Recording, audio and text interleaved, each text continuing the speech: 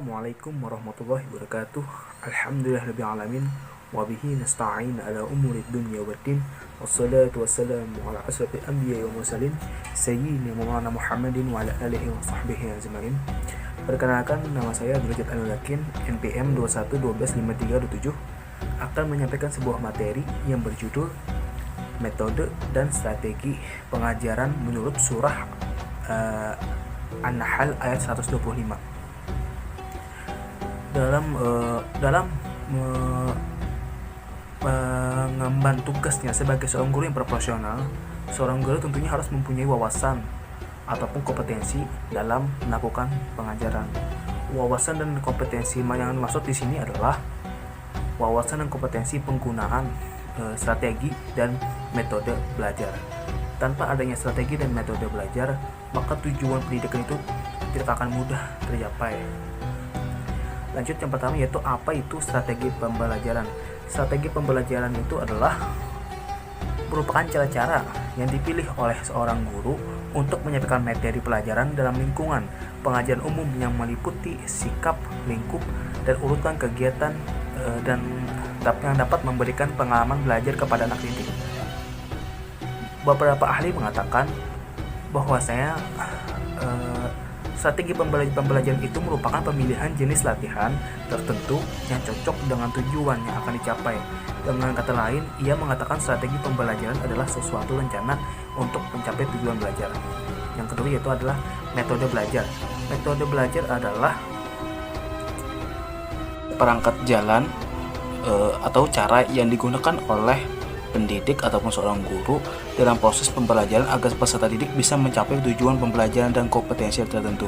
Jadi metode itu adalah suatu cara yang ditempuh oleh seorang pendidik untuk mengendalikan suasana ataupun untuk mengetahui kondisi siswa untuk memudahkan kita mengatasi kegiatan belajar mengajar. 3 metode yang ada di dalam surah An-Nahl ayat 125 yaitu metode yang pertama yaitu al-hikmah. Metode al-hikmah ini adalah hikmah itu merupakan pengetahuan atau tindakan yang bebas dari kesalahan atau kekeliruan. Apabila hikmah digunakan diperhatikan akan mendatangkan kemaslahatan atau kemudahan yang lebih besar.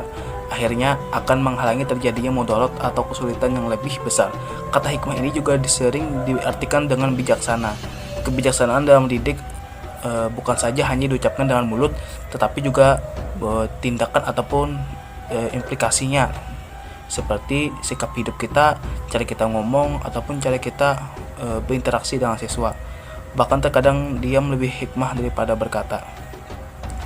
Jadi kalau kita contohkan analogi hikmah ini seperti kebijaksanaan seorang guru dalam berbicara, bersikap kepada peserta didik. Yang kedua yaitu ada metode au-mau'izatul hasanah, atau juga sering dicontohkan yaitu dengan nasihat yang baik. Mau'izatul hasanah itu adalah uraian ataupun yang menyentuh hati dengan mengantar kepada kebaikan sehingga harus disampaikan dengan hasanah ataupun baik.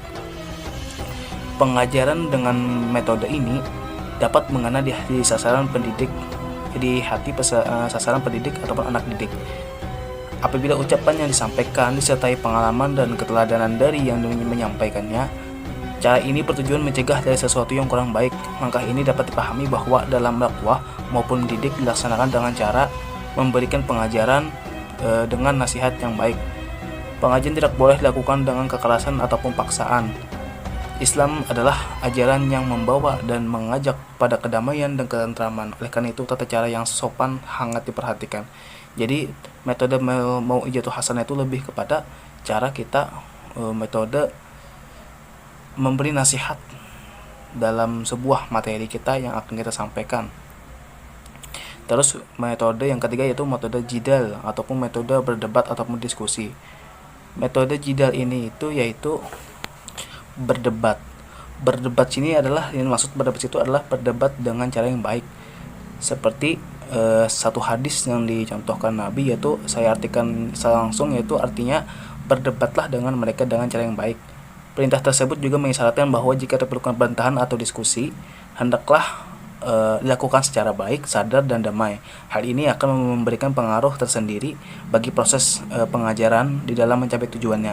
Seorang pendidik harus mempunyai sikap yang tenang, sabar, berwibawa, dan tidak boleh bersikap egois. Mutu penampilannya harus lebih tinggi dari anak didiknya. Allah lebih mengetahui siapa yang menyalahgunakan tugas lagi tersesat, dan siapa saja ya orang yang mendapat petunjuk. Itu saja mungkin. Wabillahi taufiq wal hidayah. Akhirul kalam. Wassalamualaikum warahmatullahi wabarakatuh.